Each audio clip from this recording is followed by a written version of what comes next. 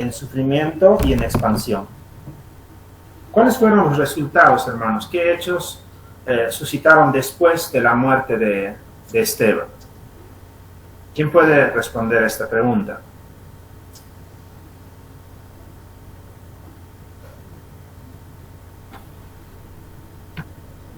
También, hermanos, si hay alguien que de repente no puede responder por audio, puede responder por el chat. Pero si fuera por audio sería mucho mejor. Pero por favor, participen, mis amados.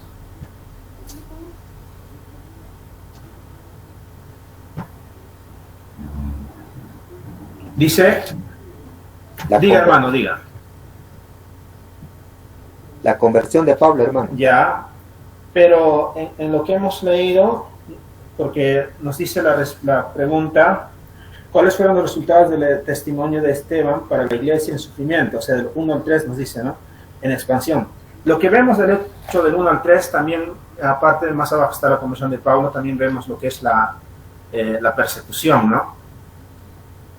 Ustedes saben que el libro de los Hechos nos relata de que el evangelio se sembró con sangre, con la sangre de los mártires. Esteban fue apedreado y después de eso como que se desató una gran persecución. De pronto los cristianos empezaron a ser perseguidos y dice que salvo los apóstoles fueron los que ellos hicieron frente más a esta persecución, ¿no? Los demás salieron de Jerusalén hacia otros lugares y donde iban, pues iban predicando la palabra. Dice en el versículo 1, dice, 8:1 dice, y Saulo consentía en su muerte en aquel, dice, y Saulo consentía en su muerte en aquel día, y hubo una gran persecución contra la iglesia. Así que, mis amados hermanos, el diablo a lo largo de la historia ha usado estas dos armas para destruir a la iglesia, ¿no? Aquí vemos la primera, que es la persecución. Entonces, cuando pregunta aquí, ¿cuáles fueron los resultados? ¿Cuáles fueron los resultados del testimonio de Esteban para la iglesia en sufrimientos y en expansión? Se desató, hermanos, una gran persecución. Que claro, obviamente el diablo pensó destruir la iglesia. Lo que no sabía era que Dios mismo lo estaba usando a él para precisamente expandir la obra de Dios. Dice 2.1b, dice, observe lo que Dios puede hacer por medio de un hombre que está completamente rendido a su servicio. Entonces, vemos que la vida de Esteban, el testimonio de, amados hermanos, de este hombre, está en el capítulo 7, ¿no? Si ustedes leen, bueno, habrán leído todo el capítulo 7, van a darse cuenta que Esteban nos da un ejemplo de amor, de fe, de doctrina, un testimonio, hermanos, vivo, ¿no? De lo que es el amor de Dios. Entonces, Esteban es un gran ejemplo a seguir. Esteban en su discurso cita casi todo el Antiguo Testamento, ¿no? Es increíble el resumen que hace este hombre. Bien, el 2.2 dice, el anuncio del Evangelio en Samaria. Bueno, aquí nos pide que leamos del 8.4 hasta el 25. Bien, es bastante extenso, ¿verdad? Para leerlo.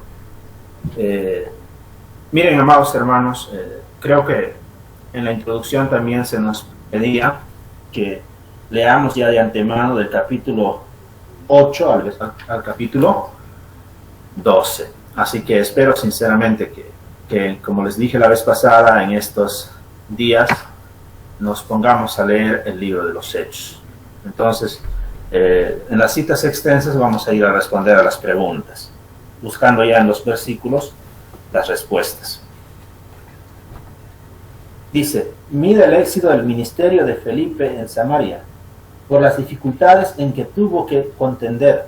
Compare con Juan 4:9 a qué se debió su éxito, compare con Juan 14:12, Hechos 1, y cuáles fueron los resultados cuando se manifestó el poder de Dios. Vea los versículos 6, 18 y 21. Bien, aquí nos pide que hagamos una comparación. ¿Alguien puede leer Juan 4:9 y otro puede leer Juan 14:12?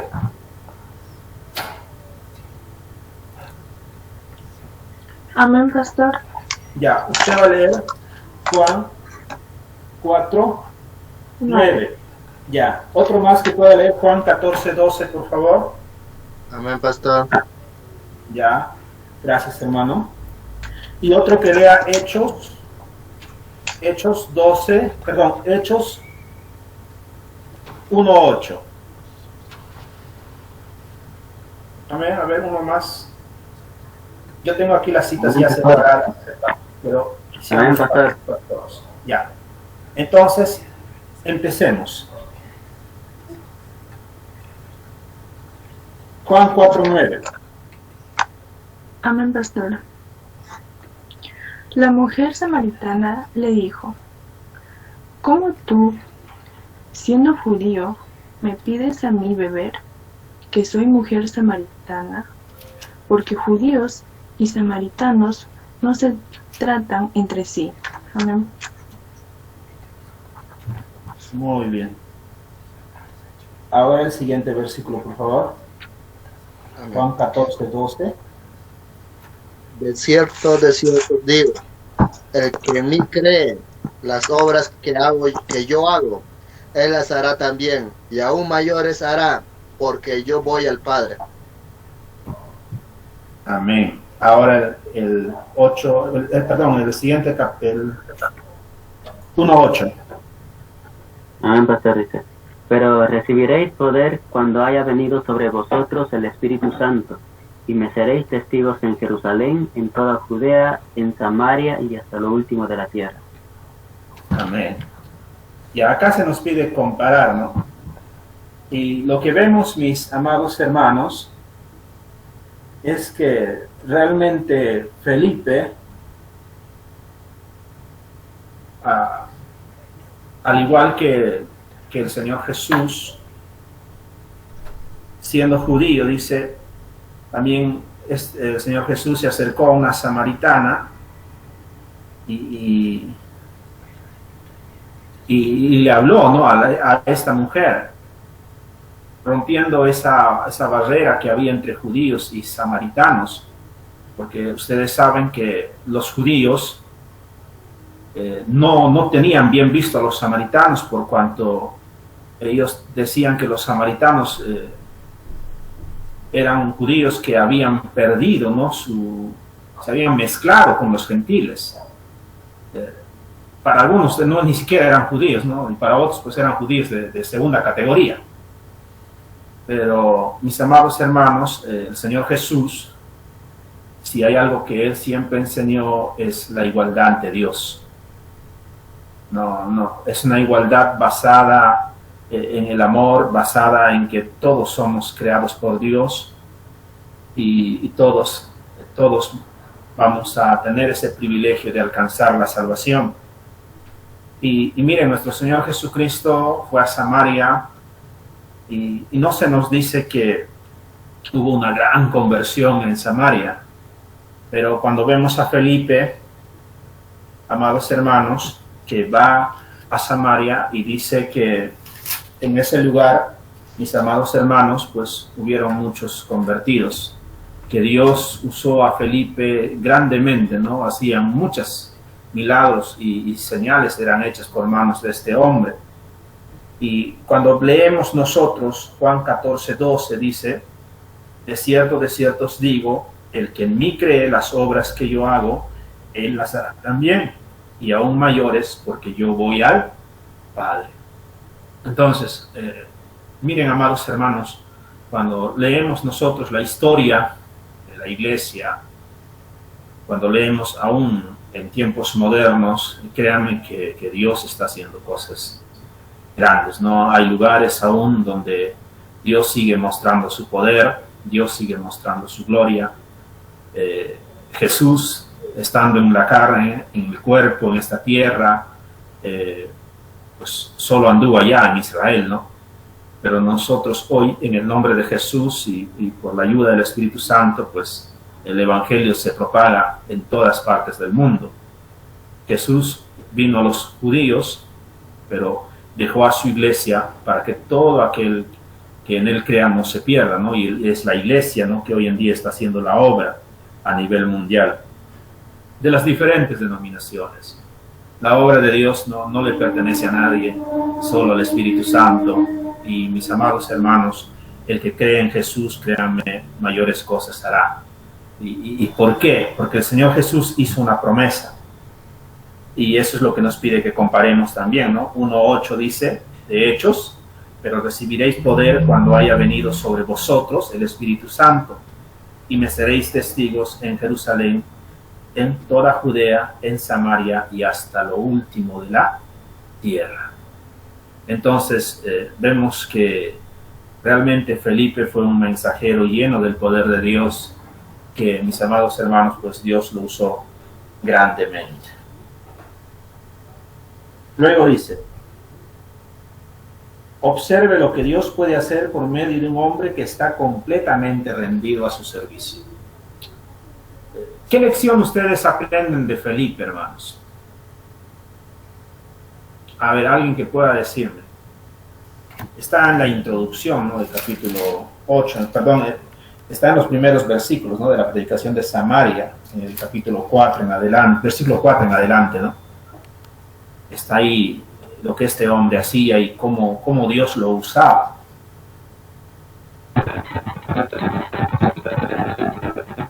A ver, no lo escucho bien, hermanos.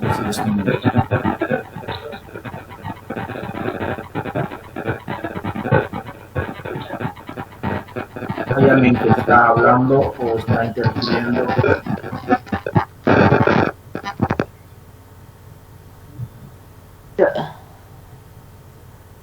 A ver.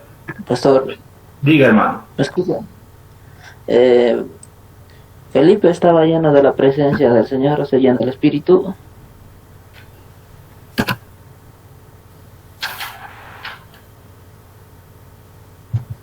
No lo escucho bien. Felipe estaba lleno de la presencia de Dios. Y ¿Me del está haciendo una Espíritu. pregunta o está comentando lo que era Felipe? No, estoy comentando, pastor. Estaba lleno Felipe estaba lleno de la presencia del Señor. Sí, muy bien. Eso es lo que marcó la diferencia en muchos mensajeros del libro de los Hechos, ¿no? Estaban investidos del poder de lo alto. ¿Su nombre, hermano? Inocente Quito. Perdón, no lo escuché bien. Inocente Quito. No sé. Gracias, hermano. Bien, continuemos. Luego dice el 2.2, el anuncio del Evangelio en Samaria. Mide el éxito del ministerio de Felipe en Samaria por las dificultades con que tuvo que contender. Compare Juan 4.9. Compare Juan 4.9.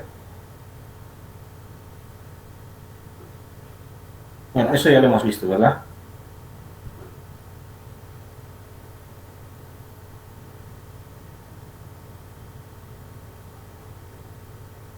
¿En qué forma nos llama la atención el relato?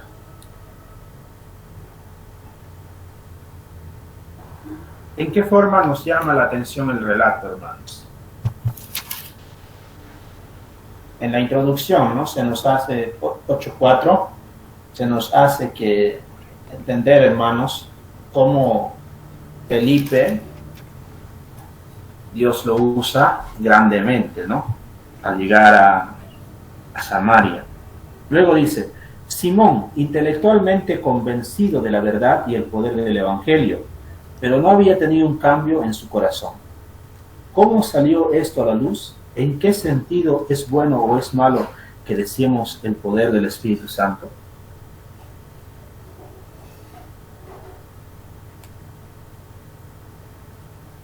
Bien, Simón, Está en el versículo, a ver dónde está, 13.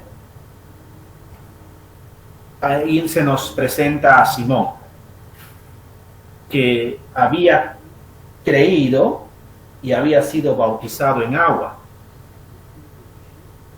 Pero, mis amados hermanos, dice, este hombre, a pesar de haber sido convencido intelectualmente, no había tenido un cambio en su corazón.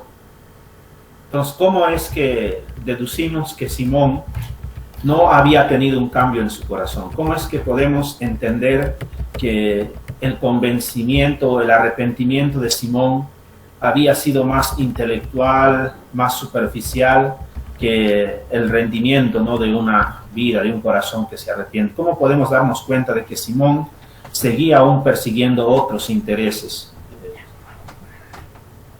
para sí mismo, ¿no? ¿Cómo nos damos cuenta de esto?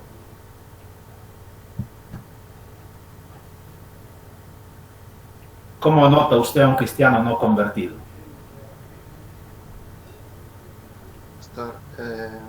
¿Puedo intervenir, pastor? A ver, dígame, hermano. A la pregunta, ¿no? Dice, Simón estaba intelectualmente convencido de la verdad y el poder del Evangelio. No necesariamente creer en algo te hace ser parte de ello, ¿no? No te hace pertenecer a ello. Puedes creer, pero no pertenecer a ello. Pero todavía no había un cambio en su corazón. ¿Cómo salió esto a la luz? En el versículo 20. Ya. Relata de Simón. Él quiso tener el Espíritu Santo mediante su dinero. Él quiso por su capacidad mediante él mismo, y saber que todo ello viene por gracia, porque no es de nosotros, sino de parte de Dios que nos da a nosotros. Y dice, ¿en qué sentido es bueno o malo que decíamos el poder del Espíritu Santo? Creo que tenemos que ver la forma como estamos haciendo para obtener el Espíritu Santo, porque no somos salvos por obras, sino por gracia. Amén. ¿Su nombre, hermano? Pedro Ramos. Gracias, hermano. Sí. Simón pretendió, pues, comprar el don de Dios, ¿no? Pretendió también el ser usado bajo la imposición de manos y que otros reciban el Espíritu Santo. Pretendió comprar lo que no se vende, hermanos. Pretendió querer tomar una bendición que solo Dios da a quienes son dignos.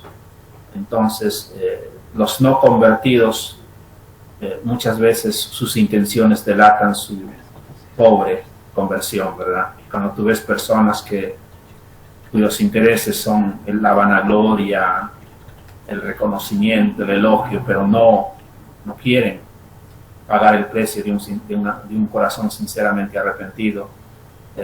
Miren, amados hermanos, Simón es un ejemplo de eso, ¿no?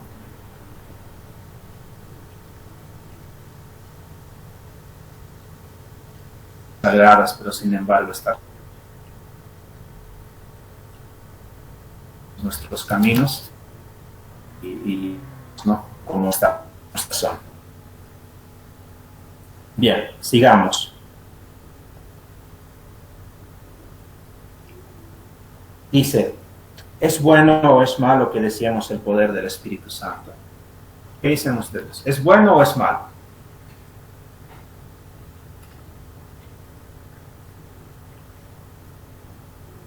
Amén, pastor, buenas noches. Yo los Dígame, bendiga a todos que en el Instituto Bíblico. Gloria a Dios.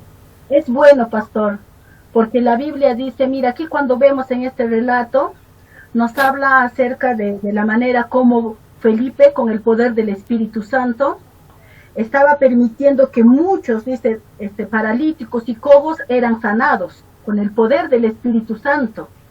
Y ese poder del Espíritu Santo estaba permitiendo que Simón se arrepintiera, sea escudriñado el pecado en la cual él estaba. Por eso cuando habla la palabra de Dios en el libro de San Juan, dice, el Espíritu Santo convencerá al hombre de pecado, de justicia y de juicio.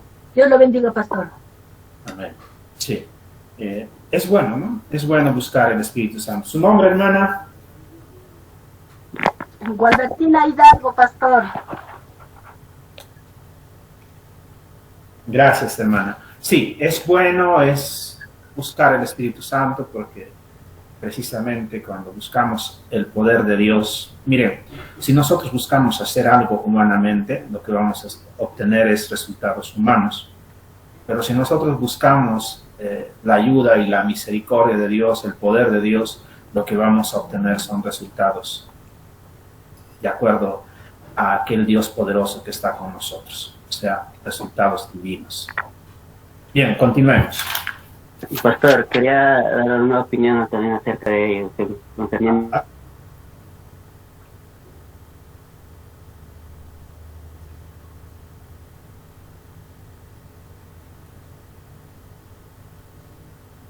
que también cuando Dios juzga nuestra vida, nos dirá que muchos, como dice la Biblia, ¿no? En Mateo, muchos me dirán, yo prediqué, yo hice milagros, hice muchas cosas, pero no conocieron al Señor. Entonces yo creo que todo depende con la intención que podamos buscar al Espíritu Santo. ¿Para qué en sí lo queremos? ¿Para qué anhelamos el poder? Si tan solamente para ser reconocidos por la fama, por los milagros que se hace a través de nosotros, por el poder de Dios, o si queremos ser reconocidos, o si realmente queremos servir al Señor con un corazón íntegro. Yo creo que todo depende de la intención del corazón. Sí. Gracias, hermano. ¿Su nombre? Gianmarco Vargas. Sí, hermano, en eso es algo que usted tiene toda la razón, ¿no? Nosotros muchas veces, a veces confundimos dones con frutos. Y el Señor Jesús no dijo, por sus dones los conoceréis. ¿Qué dijo Él? Por sus frutos. A veces decimos, no, esa hermana profetiza, esa hermana habla en lenguas, esa hermana hace milagros. Y si usted lee Primera de Corintios se va a dar cuenta que ahí también pasaba eso y pasaba otras cosas más. Entonces, los verdaderos cristianos, mis amados hermanos, debemos buscar la llenura del Espíritu Santo para hacer la obra. Pero nunca pensemos de que, mis amados hermanos, eso es todo. Una vida consagrada, tiene que haber dones, pero también tiene que haber frutos. Frutos del Espíritu Santo, frutos dignos de arrepentimiento. Miren, es todo. No puede ser solo un área de nuestra vida. Y sí, pues hay lamentablemente muchas personas que el día del juicio dirán, Señor, nosotros hicimos milagros, Señor, en tu nombre profetizamos, en tu nombre esto, en tu nombre aquello, y el Señor les dirá, no los conozco. Y sería triste, ¿verdad? Será triste para aquellos que toda una vida vivieron engañados por su egoísmo, por su orgullo. Así que tengamos mucho cuidado, hermanos, y busquemos al Espíritu Santo, busquemos la ayuda de Dios para ser consagrados cada día más y más. Bien, sigamos. El anuncio del Evangelio al etíope, dice. Hechos 8, del 26 al 40, dice: observe el activo interés y receptividad que el etíope demostró, aún antes que Felipe lo alcanzara. Bien, vemos nosotros, amados hermanos, en el capítulo 8, 26, 40, que dice que había un hombre llamado, ¿no está? Pero dice Felipe es llamado le habla un ángel, dice, ¿no? Y le dice, diciendo, levántate y ve hacia al sur, por el camino que desciende de Jerusalén a Gaza, el cual es desierto. Entonces él se levantó y fue, y sucedió que un etíope eunuco, funcionario de Candace, reina de los etíopes, el cual estaba sobre todos sus tesoros, y había venido a Jerusalén para adorar. Miren, aquí se nos pide observar el activo interés y receptivo que el etíope demostró aún antes que Felipe lo alcanzara. Miren, este hombre, este funcionario, ¿no? Podríamos decir que era algo así como un ministro de Economía, funcionario del Tesoro Público de Etiopía, no, aunque no público, no privado. En aquellos días no había pues democracia en ningún país, en ningún lugar del mundo. Pero lo cierto es que este hombre dice, amados hermanos, había venido a Jerusalén. ¿Está? Dice, funcionario del reino de los etíopes, el cual estaba sobre todos sus tesoros, y había venido a Jerusalén para adorar. Este hombre, amados hermanos, este personaje etíope, había venido a adorar a Jerusalén. Obviamente vino a adorar al Dios verdadero. Entonces lo que aquí se nos pide es observar el interés que había en esta persona. Dice la pregunta, ¿qué más necesita antes de que pudiera seguir gozoso su camino? O sea, el etíope vino a Jerusalén a adorar a Dios y seguramente lo hizo, pero mis amados hermanos, necesitaba algo para que su vida fuera realmente plena, ¿no? Fuera realmente llena de gozo, de alegría por esa experiencia maravillosa que usted y yo hemos tenido y que en ese momento él no lo tenía. ¿Qué es lo que le dice? ¿Qué es lo que más necesitaba antes que pudiera seguir gozoso su camino? ¿Qué es lo que le faltaba a este etíope? El bautismo, pastor. ¿Perdón? El bautismo en agua. No, antes de eso le faltaba algo, porque el bautismo... Conversión. A ver, conversión, alguien dijo conversión, ¿quién fue? Claro, conversión, porque escucho la palabra de Dios a través de Felipe, porque tenía curiosidad, ¿no? Porque se leía en la escritura. Entonces, aparte de ello, Felipe le habló y él se convirtió. Y luego, cuando estuvo pasando ya por cerca al agua, ¿no? Se bautizó. Entonces, en ese orden va, ¿verdad? Primero se convierte y luego pregunta, ¿no? Para que sea bautizado. ¿Quién pide que yo me bautice, no? Entonces, fue bautizado en agua. Y de ahí recién siguió su camino. Gozoso. Gozoso. ¿Su nombre, hermana? Nelly Pulido, pastor. Gracias, hermano. Bien, entonces, mis amados hermanos, dice, ¿qué más necesitó antes de que pudiera seguir gozoso su camino? ¿Podemos recibir ayudas similares a fin de encontrar a Dios y descubrir toda su verdad para nosotros? A ver, hermanos, ¿cómo piensan ustedes que está hoy la obra de Dios, ¿no? Ustedes pueden dar fe de que nosotros, si quisiéramos recibir ayuda de algún hermano, estamos seguros que podemos encontrarlo. ¿Cómo ve usted la iglesia de hoy? ¿La ve igual de preocupada como Felipe, dispuesto a ir a alcanzar a un desconocido y que todavía este desconocido pues era un alto funcionario? Felipe bien pudo haber dicho, no, pero Señor, yo como me subo a su carro si ni siquiera lo conozco. O pudo haber sentido, ¿no? De alguna forma temeroso, ¿no? No creo que este hombre haya andado solo, posiblemente andaba con toda una representación, con todo ciertas personas que lo custodiaban, que lo guardaban, porque era un alto funcionario. Entonces, imagínese a Felipe, ¿no? La disposición que él tuvo de obedecer al Espíritu Santo y acercarse a él.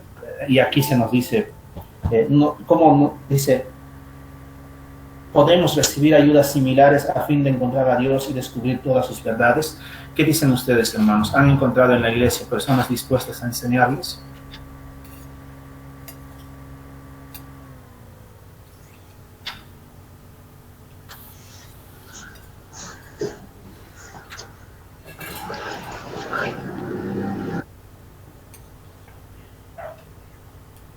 Cuando yo vine al Señor, hermanos, yo tuve la bendición de Dios de poder encontrar personas que no solo me enseñaron con la palabra, sino también con su testimonio.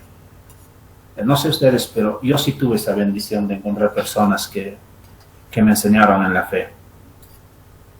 Bien, pasemos, dice, ¿cuáles son estas ayudas? Aprenda de Felipe, dice, las cualidades necesarias, los métodos usados por un hombre para conducir al otro al conocimiento de Cristo. ¿Estaba dispuesto a ser enviado en un mandato semejante? ¿Qué dicen, hermanos? ¿Ustedes estarían dispuestos Y si están aquí, pues es porque están dispuestos, ¿no? No creo que estén aquí solo para obtener un reconocimiento y guardarlo ahí en la carpeta. Si están aquí es porque anhelan el ministerio, anhelan compartir de Cristo. Amén.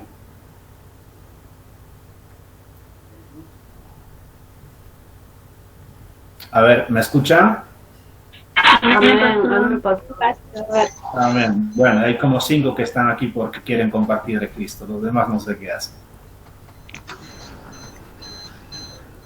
Bien, avancemos. Dice, la preparación de Pablo. Dice, la conversión de Pablo, del capítulo 9, del 1 al 19, dice, ¿qué revelan estos versículos del poder de Cristo, de su majestad gloriosa? Compasión, amor y gracia. ¿Alguien puede leer primera de Timoteo 1:12?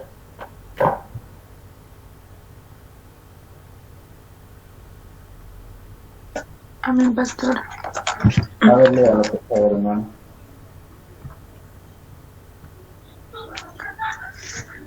Por lo cual asimismo pedazco esto, pero no me avergüenzo, porque yo sé a quién he creído y estoy seguro que es poderoso para guardar mi depósito para aquel día. Amén, pastor. ¿Qué cita me ha leído, hermana? ¿Perdón? ¿Qué cita me ha leído, hermana? Timoteo 1:2.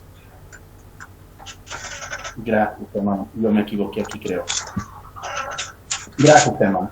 Por lo que leyó es segunda de Timoteo, en primera de Timoteo era. Sí. Era primera de Timoteo. Sí, ya ve. Porque yo había copiado el texto y ahorita estaba confirmando. Bien, a ver. Es primera de Timoteo 1:12. Ya. Sí. A ver, léalo, por favor. Gracias al que me fortaleció, a Cristo Jesús nuestro Señor, porque me tuvo por fiel, poniéndome en el ministerio. Amén. Gracias, hermano. Dice aquí, ¿qué revelan estos versículos? O sea, en la conversión de Pablo, mis amados hermanos, ¿qué podemos ver con relación a Cristo? Miremos a Pablo por un momento. Perseguidor de la iglesia, iracundo, lleno de ira. Ahora, tampoco digamos que Pablo estaba pues loco o sin razón, ¿no? Recordemos que él era fariseo y era un estricto fariseo. Entonces él veía a la comunidad cristiana como una comunidad que estaba queriendo socavar los cimientos mismos de la religión judía. Entonces Pablo veía pues en los cristianos que eran enemigos de su fe, de sus creencias, porque recordemos que hasta el día de hoy hay muchos judíos que no creen que Jesús es el Mesías,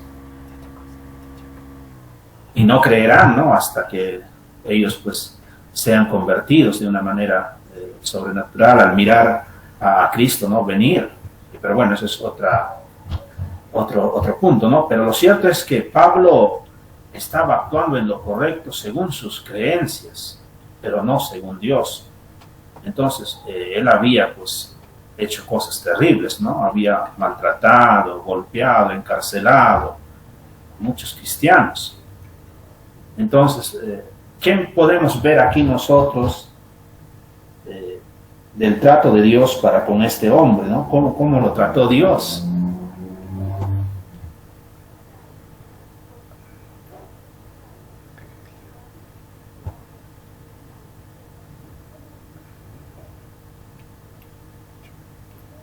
¿Cómo podemos ver el poder de Dios obrando en la vida de este hombre?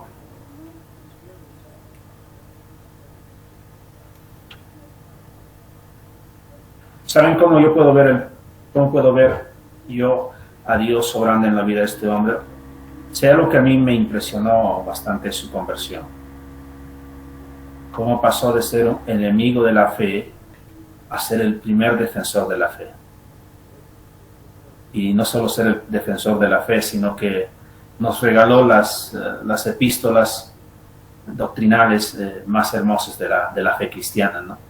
Dios lo usó para eso, ¿no? Usó su intelecto, su conocimiento, su capacidad de comunicar. Y gracias pues a Dios por la salvación de este hombre, ¿no? Y vemos el amor, la misericordia de Dios. Pablo él mismo en una de sus epístolas dice: doy gracias al que me fortaleció, a Cristo Jesús nuestro Señor, porque me tuvo por fiel poniéndome en el ministerio. Poniéndome en el ministerio. Imagínense, a un perseguidor de la iglesia, Dios lo escogió y lo puso en el ministerio. Díganme si eso no es la misericordia y el amor de Dios. Dice la siguiente: ¿qué tarea se le encomendó a Ananías? ¿En qué sentido es un ejemplo de la ayuda que podemos brindar a una persona recién convertida? ¿Qué es lo que le encomendó Dios a Ananías, hermanos? Amén, pastor, buenas noches. Dígame, hermano.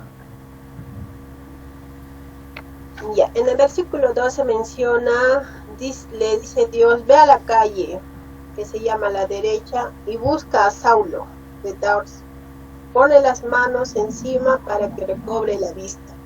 No había perdido la vista, el impulso humano para que pueda ver nuevamente Saulo. Amén, pastor. Gracias, hermano. ¿Su nombre?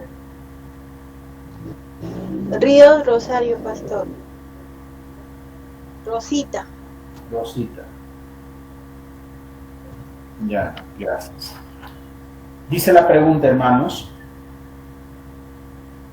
¿qué tarea le encomendó a Ananías? Pues la de orar por Pablo, ¿no? Ananías le responde, amados hermanos, diciendo al Señor, ¿no? He oído de muchos acerca de este hombre, cuántos males ha hecho a tus santos en Jerusalén, y aún aquí tiene autoridad de los principales sacerdotes para prender a todos los que invocan tu nombre. Ananías medio que al comienzo no se sentía tan dispuesto a ir, ¿no? Imagínense, él pensó que Dios le estaba enviando a la boca del león, pues, ¿no? No sé si ustedes han oído el testimonio de Jaime Betancourt, cuando Dios le manda a orar por él al hermano Chema, él lo ve y dice, no, qué cosa más fea, y se niega a orar por él. Pero era Dios quien ordenaba y a él no le quedó otra cosa más que obedecer. Y pues, mis amados hermanos, igual aquí vemos a este hombre que a Dios le dice, ve y ora por él. A Ananías. Dice, ¿en qué sentido es un ejemplo de la ayuda que podemos brindar a otras personas recién convertidas? Nosotros, mis amados hermanos, podríamos ayudar a otras personas recién convertidas. ¿En qué sentido podríamos ayudarlo?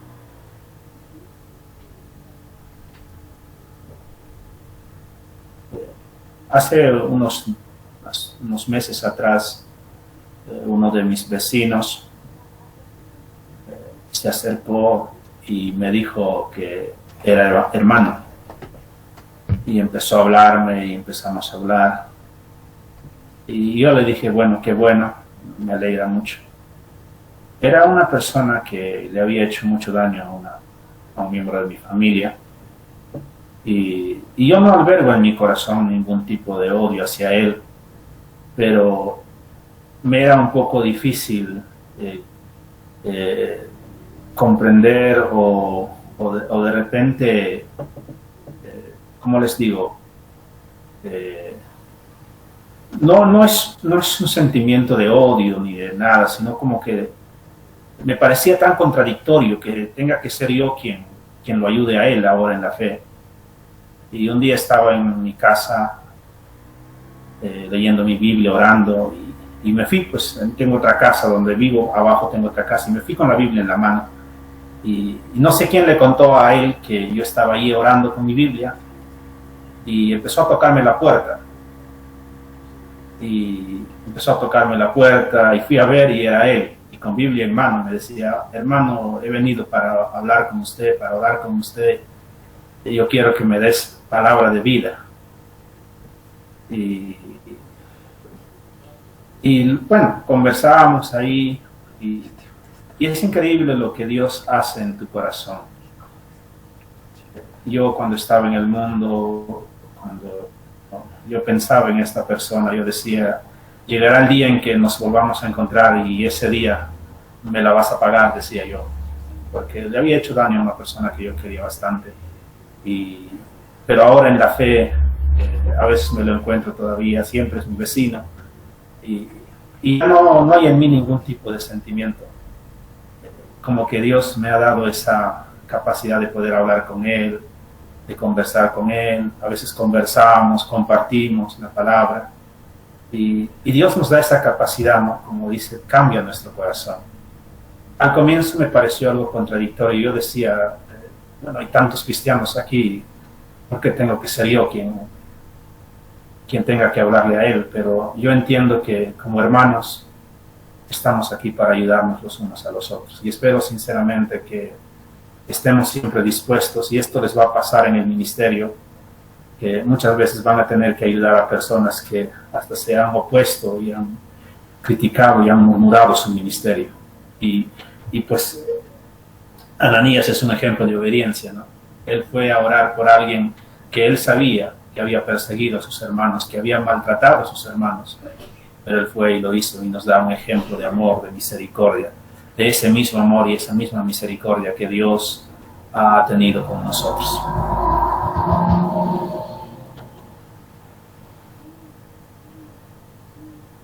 Dice diga, a ver. Leyendo la conversión de Pablo, ¿a qué se refiere con aguijón de Pablo? ¿Cuál es el aguijón que Pablo tuvo? A ver, ¿dónde está? ¿En qué versículo, hermano?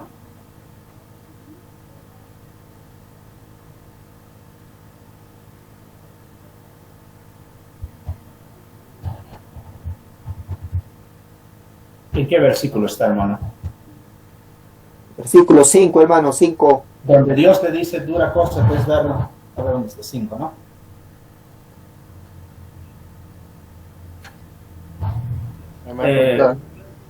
Dice, dura cosa te es dar golpes contra el aguijón.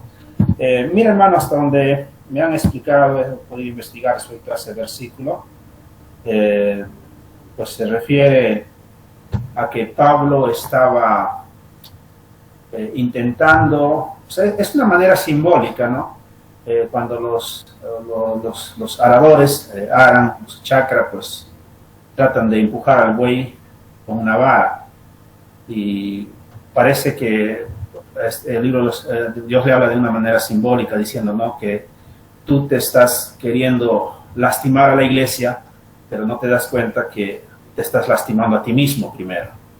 O sea, Dios le habla de una manera simbólica, y es cierto, ¿no? Cuando Dios le habla a Pablo, le dice que, o sea, él mismo estaba yendo en contra, no de la iglesia, sino contra Dios mismo. O sea, así como el toro que cuando se revela, pues es más lastimado, así también Pablo estaba yendo, ¿no? En contra de la iglesia, pensando que iba en contra de la iglesia, pero estaba yendo en contra de Dios. Eso es lo que he encontrado en lo que he investigado, hermano. O algún aporte que alguien pudiera hacer al respecto.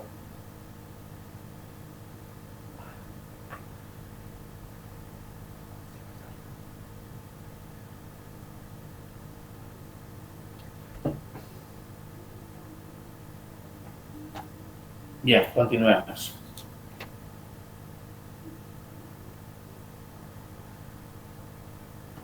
La predicación de Pablo en Damasco, 9:20 al 21. Dice, ¿de qué manera probó Pablo su sinceridad desde el principio mismo de su vida cristiana? ¿De qué manera, hermanos, probó Pablo su sinceridad? ¿Alguien puede leer 1 de Juan 3:14?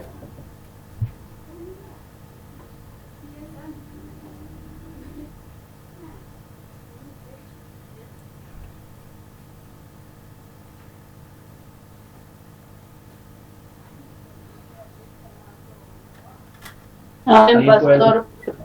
A ver, léalo, hermano. Primera de Juan 3:14 dice la palabra de Dios: nosotros sabemos que hemos pasado de muerte a vida, en que amamos a los hermanos. El que no ama a su hermano permanece en la muerte.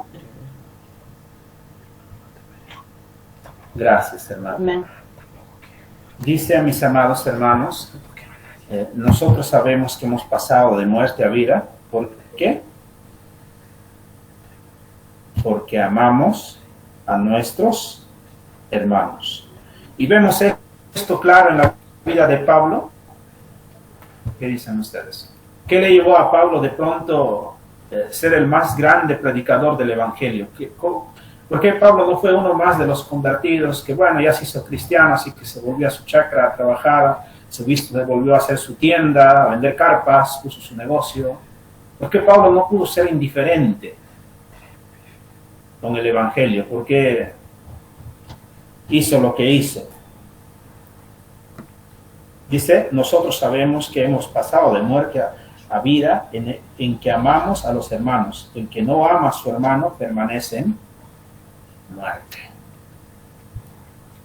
Permanece en muerte. Entonces, miren, si hay alguien que nos puede dar un ejemplo de amor por los perdidos, es Pablo, ¿verdad? Pablo nos puede dar un ejemplo de amor por los perdidos. Porque, amados hermanos, nadie como Pablo. O sea, en el sentido de que él, pues, decía que sentía como dolores de parto por los que se pierden. Su amor por los perdidos, especialmente por los judíos, él decía: yo mismo quisiera ser anatema con tal de que los de mi nación sean salvos. O sea, él mismo se ofrecía, ¿no? Él mismo decía: yo mismo quisiera ser maldito con tal, si con eso alguien de mi nación o mi nación fuera salvo. Entonces es claro y evidente, mis amados hermanos, la conversión de Pablo, porque fue una vida guiada por el amor de Dios, una vida totalmente consagrada. Hechos 26, 19 y 20. ¿Quién puede leerlo, por favor? Amén, pastor, yo lo leo. A ver, léalo, por favor, hermano. 19 y 20, ¿no, pastor? Sí, Hechos 26, 19 y 20. Dice: por lo cual, oh rey Agripa, no fui rebelde a la visión celestial, sino que anuncié primeramente a los que están en Damasco y Jerusalén y por toda la tierra de Judea y a los gentiles, que se arrepintiesen y se convirtiesen a Dios, haciendo obras dignas de arrepentimiento. Amén. Gracias, hermano. Su nombre, hermanita, y del... Teodoro González, Gina, pastor. ¿Perdón? Gina, Teodoro González. Gina. Ya, gracias, hermano. ¿Quién fue la que leyó antes? Nelcy Pulido, pastor. Gracias. Todavía no me grabo la voz. Gracias. Por favor, participen todos. Miren, es tan fácil poder participar. Yo no sé, los que no participan creo van a tener que sacarse 80 en el examen, no 20. Porque no va a haber nota, hermanos. Entonces, mis amados hermanos, Pablo nos da un ejemplo, ¿verdad? Él por amor sufrió todo, obedeció todo y pues hizo la obra del Señor.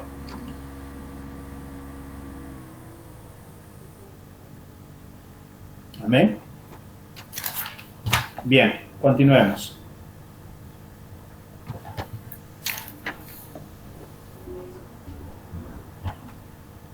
Pablo en la iglesia de Jerusalén, 9:23 al 31. Dice: haga una comparación entre la oposición judía y la comunión cristiana que Pablo experimentó en Damasco y en Jerusalén. Puede ocurrir en la actualidad que el convertirse a Cristo te dé una persona nueva, le dé una persona nuevos enemigos y amigos. Miren, amados hermanos, cuando Pablo se convirtió, de seguro ganó muchos amigos, muchos hermanos en la fe que lo apoyaban, y pues en los lugares donde había muchos cristianos, pues Pablo tuvo muchos amigos, ¿no? Que de pronto llenaron de alegría y de gozo su corazón. Pero lo que sucedió, hermanos, aquí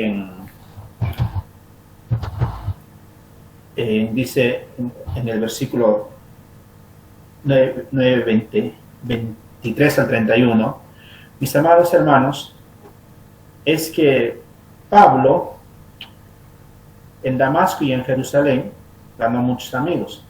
O sea, mucha gente de repente lo trató bien, pero lo que vemos aquí en lo que sucedió el 9:23 al 31,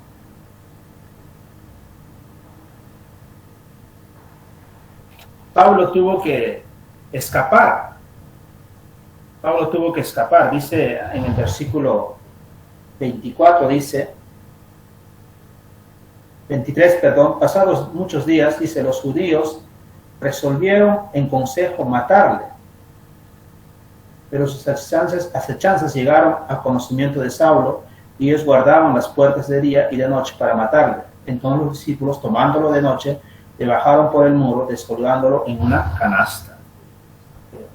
Debemos entender, hermanos, que las ciudades de entonces, casi todas las ciudades eran pues amuralladas, ¿no? La gente construía sus casas formando casi partes, como haciendo como un muro, ¿no? Alrededor de la ciudad. Y había una puerta de entrada, puerta de salida, pero todo era seguro. Entonces, como les digo, Pablo ganó muchos amigos y enemigos en todo lugar, ¿no? En todo lugar. En lugares donde había más convertidos, de seguro Pablo pasó más tranquilidad. Pero en lugares en donde habían personas mayoritariamente contrarias a él, a sus creencias, contrarias a la palabra de Dios, pues Pablo tenía que huir. Y esta fue la razón aquí en que tuvieron que bajar a Pablo por una canasta, no dice por una ventana de una casa, lo bajaron al hombre para preservar su vida. Entonces, mis amados hermanos, la vida de Pablo realmente no fue una vida fácil. Aquí se nos pregunta, mis amados hermanos, dice, ¿puede ocurrir en la actualidad que al convertirse a Cristo le dé una persona nuevos enemigos y amigos? ¿Qué dicen ustedes? Al venir una persona a Cristo, ¿puede de pronto tener nuevos amigos, pero también nuevos enemigos? ¿Puede darse el caso? ¿O te conviertes a Cristo y eres amigos de todo el mundo? ¿Alguna opinión, hermanos, o experiencia personal a la conversión de ustedes?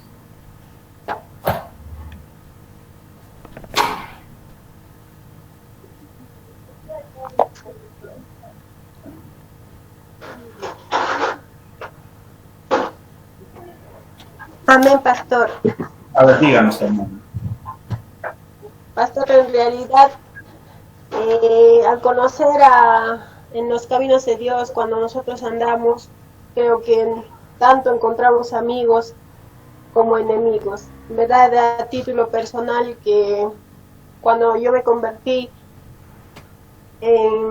a Dios, no, o sea, todas las amistades que tuvo se apartaron de mí, creyéndome excluir de muchas actividades, ¿no? Más que nada en el trabajo, no te consideran en muchas reuniones que ellos lo pueden considerar por el mismo hecho que ya no estás siendo partícipe de ellos, bueno, de lo que puedan hacer. Y en verdad no, o sea, no quiera o no, eso a uno, pastor, no le va bien. O sea, al menos en mí no me sentí tan bien por la indiferencia que las personas, de la manera de cómo te tratan, todo. Pero la fortaleza siempre es Dios.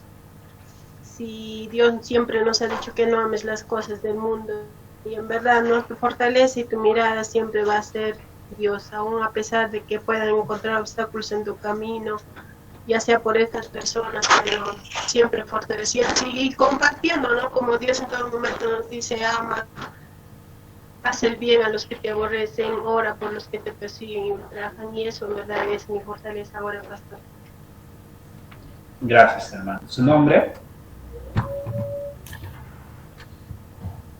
¿Su nombre, hermanita?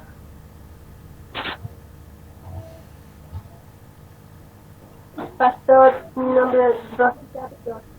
Rosita Perdón. Ríos, pastor. Rosita Ríos. Amén, pastor. Ya. Más uno. Sí, hermanos, yo pienso que ser cristiano es todo un reto. Yo siempre lo he dicho eso. Ser un verdadero cristiano. Ser un cristiano más de... un pseudo cristiano más del montón. Cualquiera es. Pero un verdadero cristiano es todo un reto. Amar a quien te ama es fácil. Pero amar a tu enemigo es todo un reto. Yo pienso que los cristianos no tenemos enemigos. O sea, no hay enemistad de parte nuestra, pero sí el mundo nos tiene por enemigos, y muchas personas impías siempre nos van a tener por enemigos porque no compartimos sus creencias, sus valores torcidos, su forma de vida. Nos van a tener por enemigos. Hoy tenemos un gobierno que es enemigo de la fe cristiana, que quiere abrir lugares de perdición, pero no quiere abrir iglesias. Y créanme sinceramente, amados hermanos, las cosas van a ponerse de mal en peor. Pero bueno, que Dios nos fortalezca para poder amar a quienes nos aborrecen, así como Pablo fue a predicar a unas sabiendas que íbamos a exponer su vida a la muerte, ¿no? Él nunca se negó a hacer la obra, aún a costa de su propia vida. Y espero, futuros ministros, que ustedes también estén dispuestos a perder más que su tiempo, más que su dinero, quizás aún a perder la misma vida por hacer la obra del Señor. Bien, mis amados hermanos, vamos a tener un receso de 10 minutos y volvemos.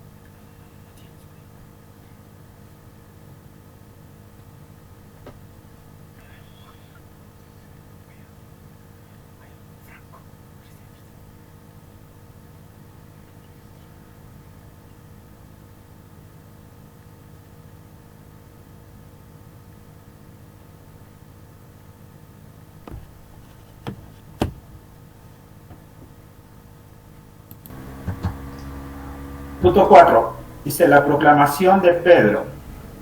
Pedro visita a los cristianos de Lidia. Dice, Pedro continuó haciendo sanidades en el nombre de Cristo. Véase el versículo 3, 6, 7, el 16, el 4, 30. Entonces, mis amados hermanos, si algo que caracterizó a la iglesia primitiva, fue precisamente eso, ¿no? El poder de Dios obrando grandemente en la vida de los apóstoles, ¿no? En la vida de los creyentes. No solo en la vida de los apóstoles, decir que solo los apóstoles eran usados por Dios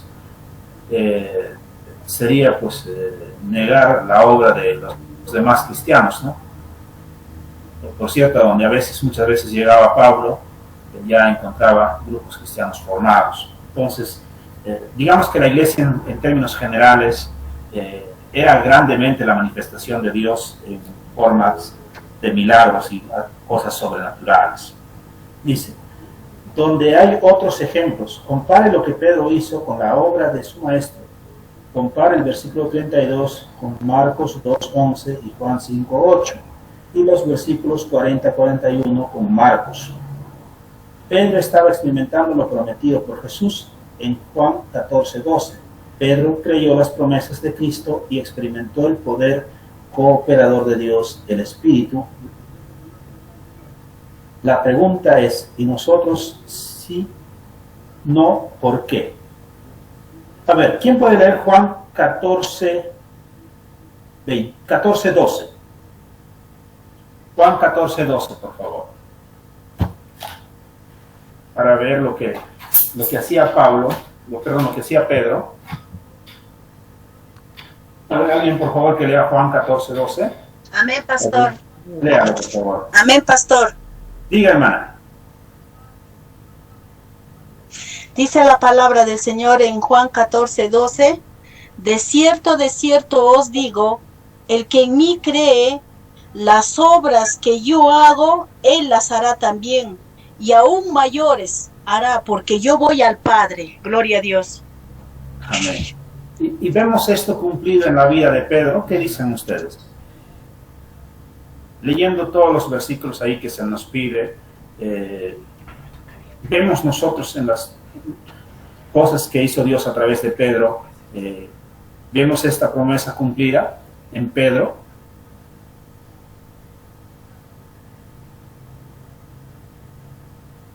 Amén.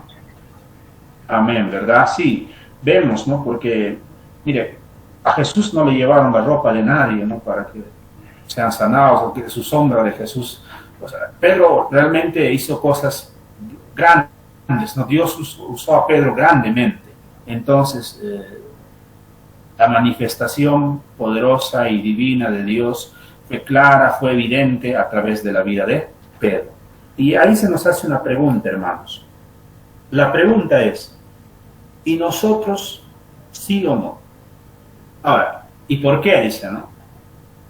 Ahora, miremos nuestra vida, miremos nosotros como cristianos, ¿cómo estamos, hermanos? ¿Cuántos hospitales ya hemos cerrado? Y la pregunta es, si es no, si es sí, ¿por qué? ¿Qué es lo que Pedro tenía que nosotros no tenemos?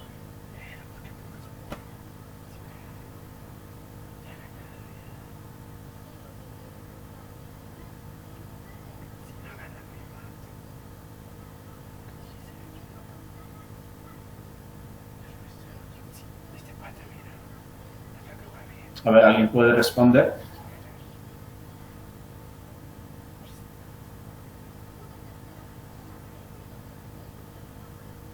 Definitivamente Dios sigue siendo el mismo. El problema somos nosotros. Hay un libro que escribió Leonardo Ravenhill, ¿por qué no llega el avivamiento? Está libre de distribución en internet, pueden buscarlo. Y este hombre pues habla bastante de lo que la iglesia ha perdido.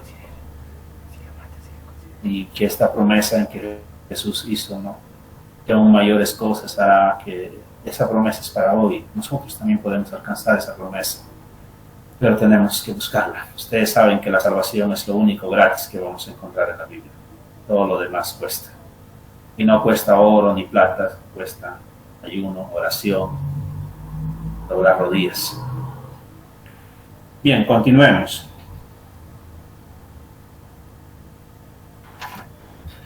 ¿Están conmigo, hermanos? Amén, pastor. Bien. Amén, pastor. ¿Qué evidencia se encuentra en estos servicios de que había un amplio avivamiento en unción en este tiempo y que Cristo se movía entre los hombres como Salvador, Maestro y amigo?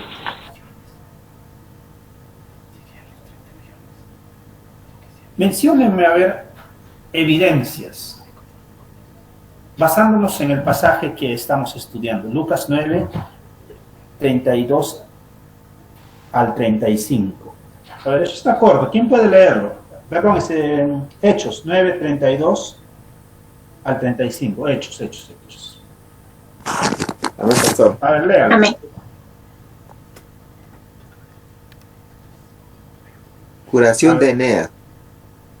Aconteció que Pedro, visitando a todos, vino también a los santos que habitaba en Lida, y halló ahí a uno que se llamaba Eneas, que hacía 8 años que estaba en cama, pues era paralítico. Y le dijo Pedro: Eneas, Jesucristo te sana, levántate y haz tu cama. Y enseguida se levantó. Y le vieron todos los que habitaban en Lida y en Sarón, los cuales se convirtieron al Señor. Amén. Miren, amados hermanos, podemos ver o no el respaldo de Dios a Pedro, ¿no?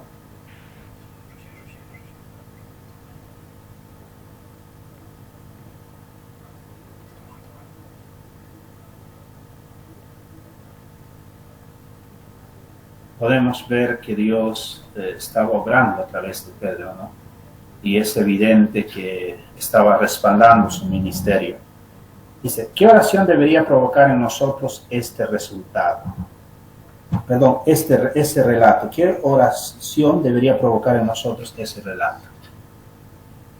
Un día leí un libro que decía, vive una vida que sea digno de escribirla. Que sea digno de que alguien la escriba. La vida de estos hombres, quizás ellos no buscaron en su momento ni fama ni gloria, mucho menos buscaron ser recordados por todas las generaciones, ¿no? Porque miren, la vida de Pedro fue una vida que existió hace más de 2000 años. Y hoy estamos aquí, usted y yo, sentados, hablando de Pedro. Pedrito, ¿no? Aquel hombre intrépido. La pregunta es, de aquí 100 años, si el Señor tardara en venir, ¿se sentarán algunos cristianos y hablarán de nosotros? ¿Se sentarán nuestros nietos, si el Señor tardara en venir, y hablarán de nuestra fe y de lo que hemos hecho? ¿O al morir nosotros, morirá nuestra memoria? Yo pienso que si buscamos que Dios nos use y hacemos la obra del Señor, seremos recordados. Y mis amados hermanos, créanme, no hay cosa más hermosa que honrar a Dios en nuestras vidas para que luego nosotros al partir de aquí no nos vayamos sin dejar huella, sino que hayan personas que nos recuerden, no por lo malo, sino por lo bueno, que las cosas buenas que hayamos hecho. Entonces vivamos una vida que sea digna de que alguien la escriba, de que alguien la recuerde, ¿no? Hay personas que realmente van a morir en el olvido por las cosas que hicieron, ¿no? Los grandes dictadores que quisieron perennizarse en el poder, muchos de ellos enemigos de la fe. Hoy, ¿quién se acuerda de ellos, no? Pero de aquel hombre que amó y lo dio todo por nosotros, creo que todos lo recordamos y lo amamos, que es Jesucristo. Bien, 4.2, la resurrección de Dorcas. Es del 9:36 al 43. ¿Cómo se imagina Ud a Dorcas? ¿Qué ideales de carácter cristiano y servicio se ejemplifican en ella? Dorcas. ¿Qué pueden decirme de Dorcas, hermanos? De aquella mujer servicial, ¿qué pueden decirme de ella?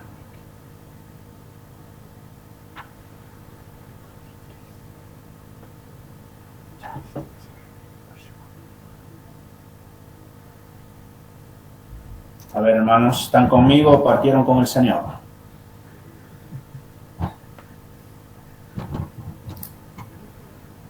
Del 36, ¿no? Ahí está la vida de Dorcas.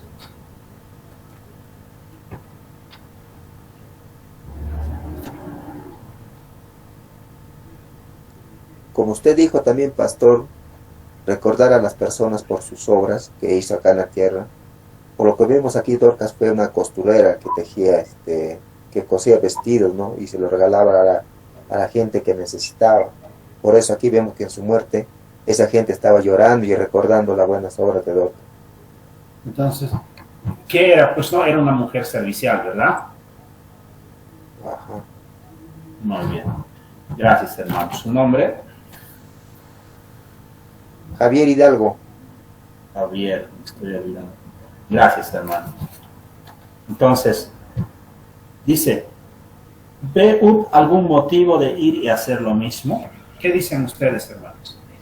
Deberíamos nosotros como cristianos imitar las buenas acciones de Dorcas.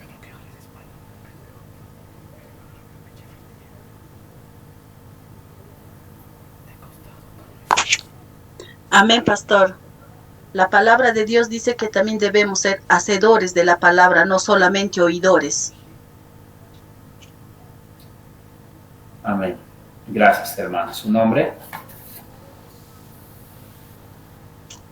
Gualbertina Hidalgo, pastor. Gracias. Bien, mis amados hermanos, nosotros también tenemos, ¿no? Al igual que Dorcas, como dice la hermana, demostrar nuestra fe.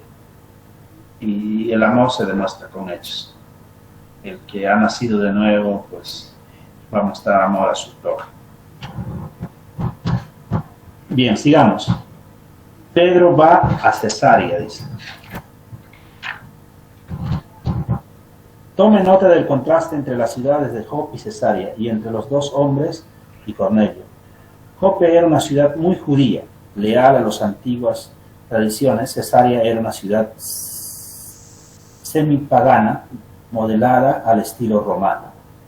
Cornelio era un gentil temeroso de Dios, que adoraba a Dios con los judíos, pero que no se había hecho prosélito, o sea, no había creído aún, no había aceptado a Cristo.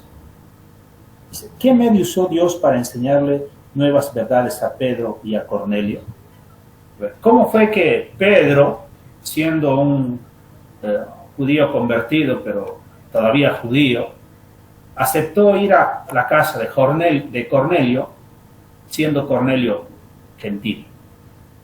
¿Qué medios usó Dios para tratar con Pedro y con Cornelio?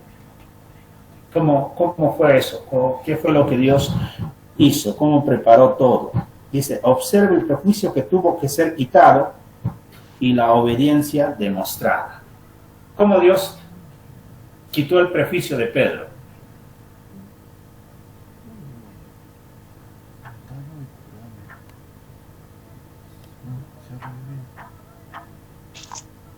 Por medio del éxtasis que le hizo ver el Señor a Pedro, pastor. Así es, ¿verdad? Pedro tuvo una experiencia sobrenatural. Amén.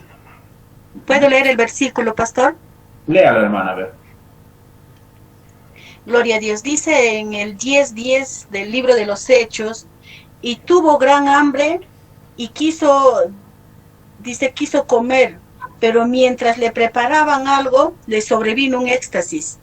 Y vio el cielo abierto y que descendía algo semejante a un gran lienzo que atado de los 4 puntas era bajado de la tierra.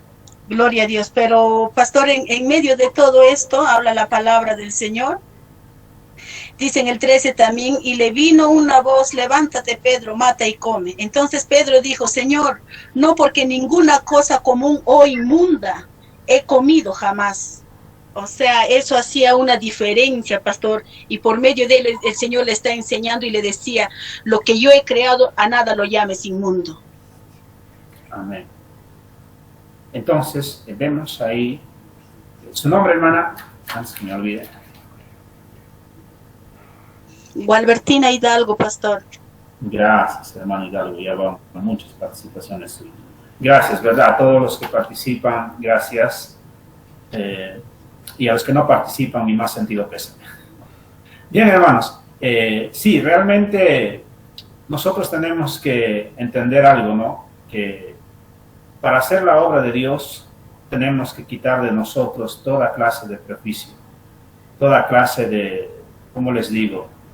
Debemos estar dispuestos a hablarle de Dios a todos, debemos de estar dispuestos a servirnos de todo.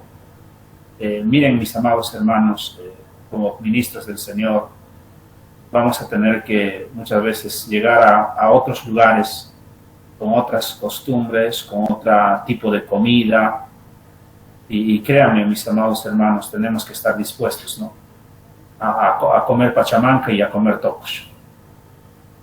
El corazón del buen ministro debe estar dispuesto, pues, a hacer la obra en todo momento y en todo lugar, ¿no? Y Pedro, pues, era muy apegado a sus costumbres, ¿no? Y tenía, pues, los judíos como mandamiento bajo la ley no comer cierto tipo de animales. Entonces Pedro había guardado ese mandamiento y ahora Dios le dice, mata y come. Y Pedro le dice, no voy a comer algo inmundo. Y Dios le dice, no, tú no llames inmundo a lo que Dios ha santificado. ¿Y cómo trata Dios con Cornelio, hermanos? ¿Quién puede decir algo sobre Cornelio? Porque miren, ahí es Dios haciendo el rompimiento de esa barrera cultural entre judíos y gentiles. Digamos que de ahí es donde se rompe todo eso de que yo soy judío y yo soy gentil. En esa reunión, mis amados hermanos, Dios dejó en claro que la salvación es universal. ¿Quién puede decir acerca de Cornelio? ¿Cómo Dios trató con Cornelio? Quien por cierto era temeroso de Dios, pero no era convertido.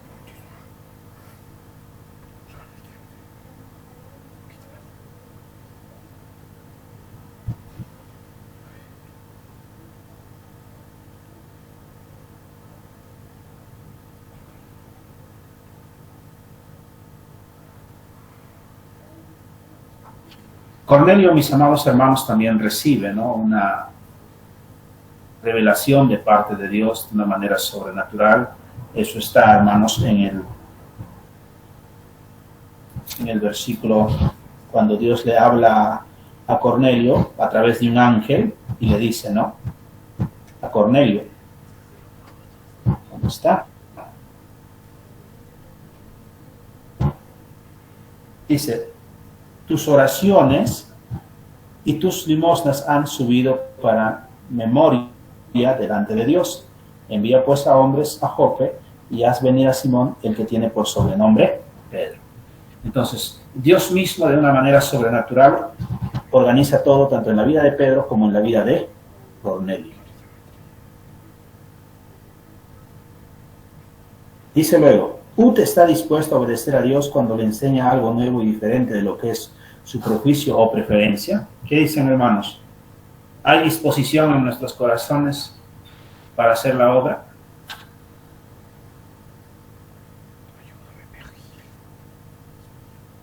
Amén, pastor.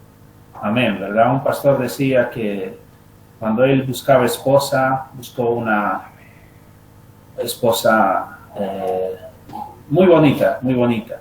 Se había enamorado de una hermana muy bonita y muy delicada. Y cuando oró al Señor, Dios le dijo, no, ella no va a servir para el ministerio. Dios le dijo que no. Y este pastor contaba que él siguió orando y Dios le dio una esposa.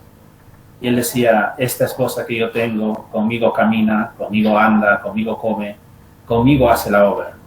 Y yo estoy seguro que la otra persona con quien él quería casarse, decía él, que no hubiera sido lo mismo, por cuanto la otra persona era muy delicada, muy detallosa. Y mis amados hermanos, pues, si en la obra de Dios no estamos dispuestos a sufrir penalidades como buen soldado de Jesucristo, créame, se está equivocando del ministerio. Porque la vida pastoral, la vida ministerial es una vida de sacrificio.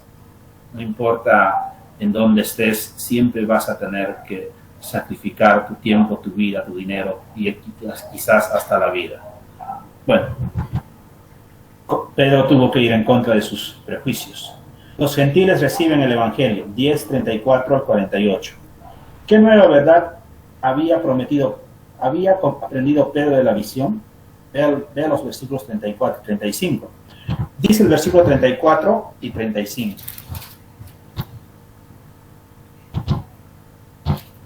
Entonces Pedro, abriendo la boca, dijo, en verdad comprendo que Dios no hace excepción de personas, sino que en toda nación se agrada del que le teme y hace justicia. Entonces, ¿qué nueva verdad había aprendido Pedro de la visión? Que pues Dios no hace acepción de personas. Dice, es nuestra poca disposición a aprender alguna verdad divinamente revelada un impedimento para el progreso de la obra de Dios en nosotros y por medio de nosotros, y por medio nuestro. ¿Qué dicen ustedes?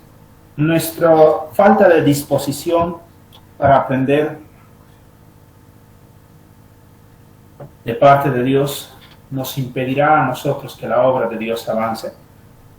Un día alguien contó que un negro quiso entrar a una iglesia de blancos y no le dejaron. Le dijeron, no, bueno, aquí es una iglesia de blancos, busque otra iglesia. Y cuando este hombre se iba caminando, entristecido en su corazón, Dios le habló a su corazón y le dijo, bueno, Dios le habló a su corazón y dijo, a mí hace 30 años que no me dejan entrar ahí. ¿Pueden nuestros prejuicios frenar la obra de Dios? Sí, pueden. Realmente a veces, mis amados hermanos. Diga, hermana. Pastor, estaba pensando bastante en hacerle esta pregunta, pero diga. Creo que es un poquito, no sé si va con el tema o es un poquito salidito del tema, pero me gustaría consultarle, pues usted estaba hablando de los prejuicios. Yo no sé si es prejuicio, pero hace algún tiempo, bueno, nosotros ya sabemos pues que en esta sociedad las cosas están un poco mal, pastor, bastante mal. Pero ya en el trabajo, en los estudios, yo siempre me he tocado con personas que son homosexuales. Yo nunca he tenido como que tanta cercanía, ¿no? Y como que si alguien me saludaba así, yo normal, pues no lo saludaba y me alejaba un poco. Pero hace como un par de semanas, a mí en mi trabajo, el jefe, pues no, me dijo, tú vas a trabajar con él, me dijo un chico que se llamaba Davis. Y yo lo veo y él era homosexual. Hola, me dice, dime Ariel, creo me dijo. Y me puso a trabajar con él. Pastor, yo me sentí muy incómoda, no sé si actué mal, pero yo, claro, lo saludé normal, traté de llevarlo normal, pero sí, después fui en el jefe, pues, ¿no? Y le dije que me cambie, que mejor trabaje sola. Me sentía un poquito incómoda. Y pastor, para mí es un poquito difícil en sí tratar con estas personas. Se me hace un poco... no sé si son prejuicios, no sé cómo llegar a ellos, no sé cómo hablarles tampoco, porque ellos sienten que están bien, pues, ¿no? Y cualquier cosa que se les dice, como que parece que les atacaras. Entonces yo trato de no entrar en este tipo de discusiones, pero casi siempre huyo a estas personas. Yo, pastor, no sé si es mi prejuicio, está mal lo que hago, trato de no tener amistades así, pero ya pues es inevitable prácticamente en estas alturas, porque a donde sea que uno va, en el trabajo, ya sea incluso en la universidad, un compañero también, ya siempre nos tocamos con estas personas. Y creo que sí, usted como está hablando de prejuicios, se me vino eso a la mente, justamente esa escena, no sé por qué. Y no sé, pastor, si podría aconsejarme algo, o cómo yo podría hablar, o tal vez actué mal en el trabajo a pedirme que me cambien de pareja, pero sí es un poquito incómodo para mi pastor trabajar así con él, ¿no? Y eso, pastor, era mi consulta. Sí, hermana. Miren, lo que tenemos que entender algo es que toda persona que no tiene a Cristo definitivamente va a tener demonios. La homosexualidad, el lesbianismo, para el mundo no es ya una enfermedad, tampoco ellos entienden el aspecto espiritual del asunto, ellos han totalmente descartado los trastornos que sufren en la niñez. Ellos dicen que ya esto no ocasiona ningún tipo de trastorno en la persona, aun cuando sean abusados. Ellos dicen que no, ya no, o sea, prácticamente tratan de hacer normal lo que para nosotros es anormal. Que sintamos cierta incomodidad, creo que a todos nos pasaría, ¿no? Pero tampoco podemos tratar con desprecio o rechazo a estas personas, siempre manteniendo el respeto mutuo y orar al Señor, ¿no? Yo sé que es todo un reto, de repente, si a mí me tocara trabajar con un homosexual, sería todo un reto, pero tendríamos que orar bastante. Quizás si Dios te puso ahí al lado de esa persona, es para que tú le hables de Dios. Ahora, es cierto, ellos siempre van a estar a la defensiva, porque precisamente uno de los enemigos más grandes que ellos consideran para sus creencias, para su moral, es precisamente la iglesia cristiana evangélica, ¿no? Entonces, lamentablemente no podríamos decir la iglesia cristiana en su totalidad, pero sí hay una fuerte bloque de cristianos evangélicos que consideramos aún que la homosexualidad y el lesbianismo es un pecado aberrante a los ojos de Dios. Entonces, pero ir de frente con ese mensaje a esas personas que siempre están a la defensiva, muchas veces va a traer pues que nos miren con desprecio, ¿no? Pero no podemos callar lo que la Biblia dice. Y si yo pienso que si Dios te ha puesto en ese lugar, es para que de repente hables con esas personas y les compartas de Dios, pero escoge el momento ideal y ora al Señor para que esa oportunidad se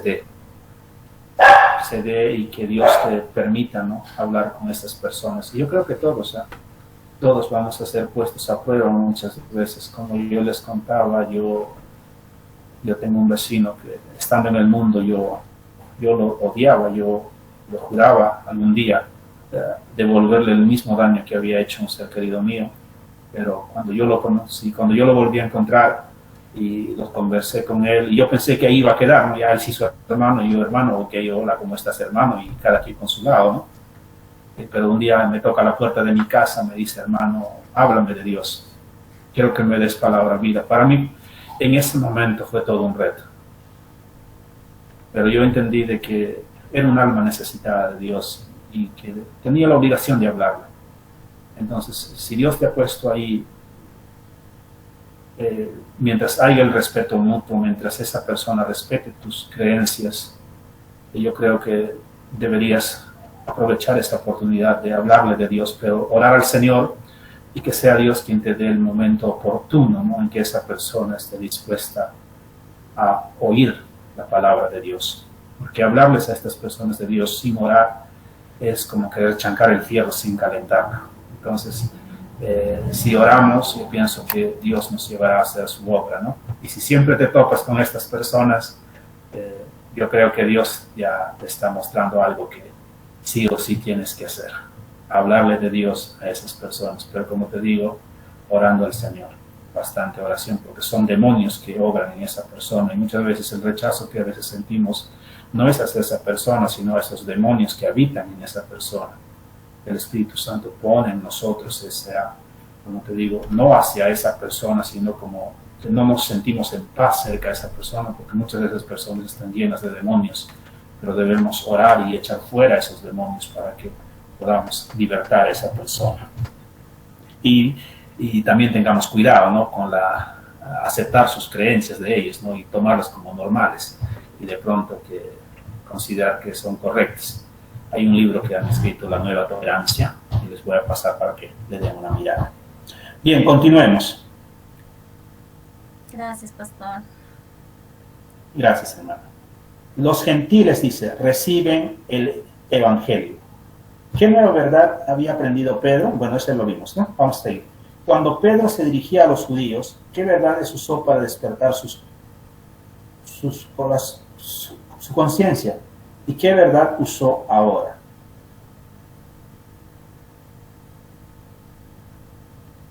A ver, ¿qué mensaje usó Pedro en Hechos 2:36? ¿Quién puede leer Hechos 2:36?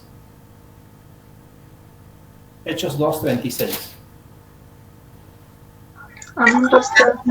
Adelante, por favor.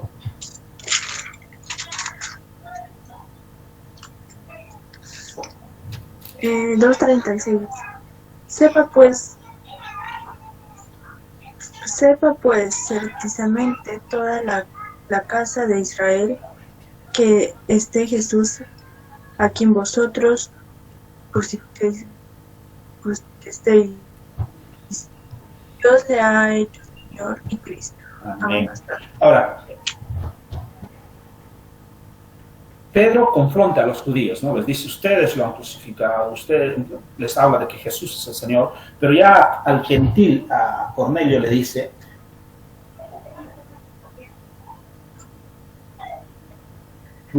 del versículo 10:35 les voy a leer, sino que en toda nación se agradó del que le teme y hace justicia. Dios envió el mensaje a los hijos de Israel anunciando el evangelio de la paz por medio de Jesucristo. Este es el Señor de todos.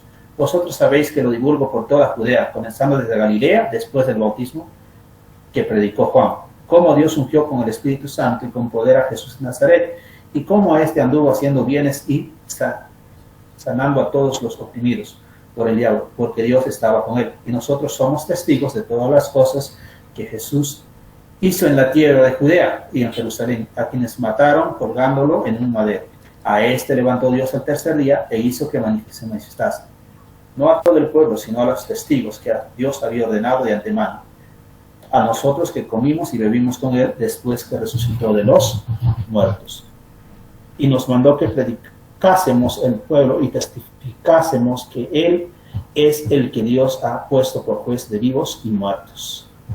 De este dan testimonio todos los profetas, que todos los que en él creyesen recibieran perdón de pecados por su nombre. Entonces, mis amados hermanos, vemos que el mensaje de Pedro no es el mismo que usó con los judíos, ¿no? Pedro confronta a los judíos, mientras que a Cornelio el gentil, que quizás era la primera vez que escuchaba algo de la palabra de Dios, porque recordemos que los gentiles no podían entrar al templo, a la sinagoga, no podían, eran reuniones de judíos. Entonces quizás era la primera vez que Cornelio escuchaba la palabra de Dios, y Pedro le hace una presentación del plan de salvación de Dios, ¿no? Cómo empezó todo y qué es lo que ofrece este plan de salvación, que es perdón de pecados a través del arrepentimiento. Entonces, ese es el mensaje que da. Dice, observa el carácter de Cornelio tal como se revela en este capítulo. Si era un hombre devoto, ¿qué gozo, qué ganó con creer en Jesús? Bien, ¿qué ganó Cornelio con creer en Jesús? Su salvación, ¿verdad? Su salvación. Y no solo la salvación suya, sino la de toda su familia, porque Cornelio no se quedó tranquilo mientras Pedro estaba en camino. Cornelio dice, invitó a toda su familia, ¿no?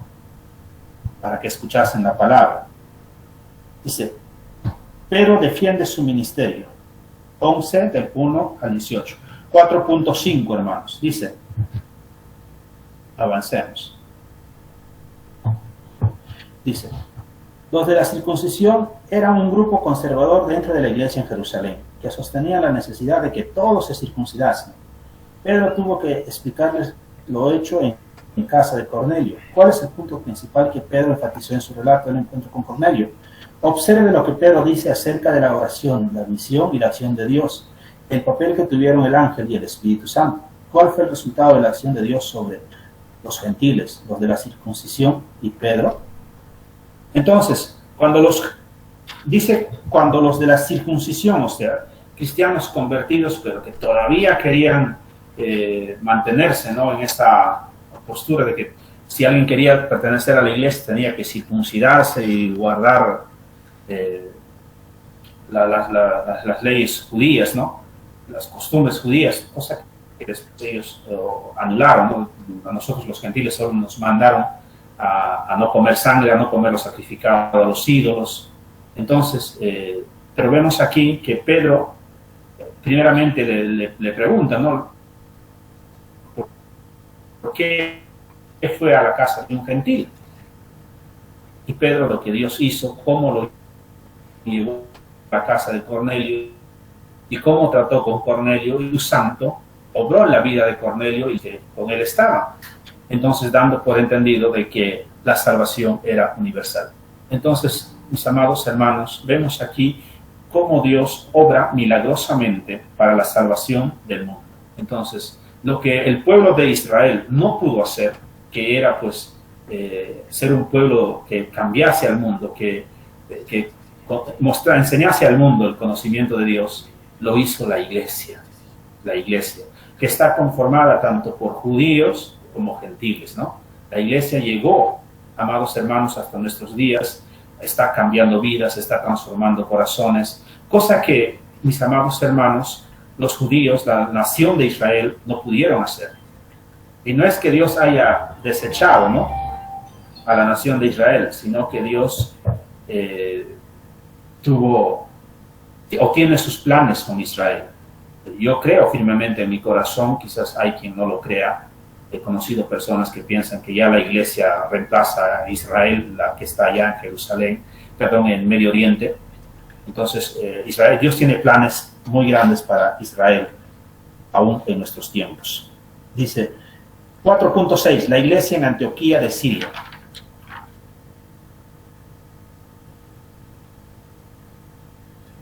la iglesia en Antioquía de Siria. 11, 19, 30, hermanos.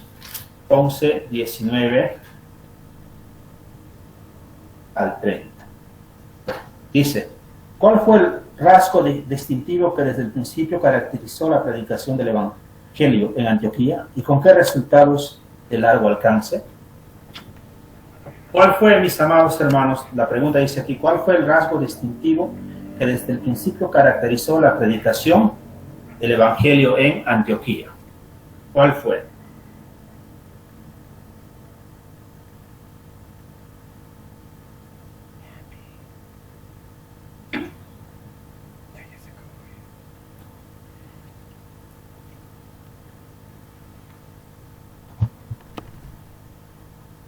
La mano del Señor estaba con ellos, obrando. Muchos creían, muchos se convertían. Dice, ¿qué etapas se notan en el establecimiento de la iglesia y qué parte tuvo Bernabé? ¿Qué etapas podemos ver?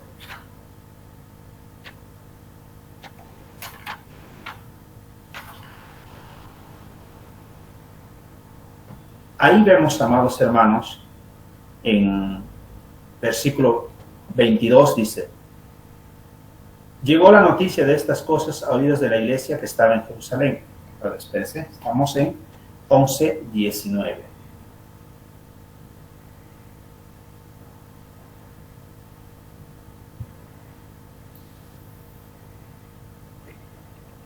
Dice aquí, la pregunta, ¿qué etapas se notan en el establecimiento de la iglesia ahí? ¿Y qué parte tuvo Bernabé?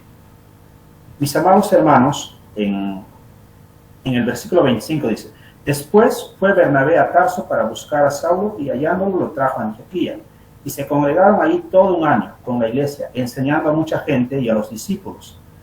Se les llamó cristianos por primera vez en Antioquía. En aquellos días, bueno, esto aquí, hermanos, dice todo un año. Dice, ¿qué etapa se nota en el establecimiento de la iglesia? ¿Y qué parte tuvo Bernabé? Hubo convertidos, luego hubo que hacer un trabajo de establecer la iglesia. En otras palabras, hubo un trabajo misionero, ¿no? La iglesia, mis amados hermanos, una iglesia no puede ser establecida de la noche a la mañana, sino que, mis amados hermanos, tiene todo un trabajo por hacerse, ¿no?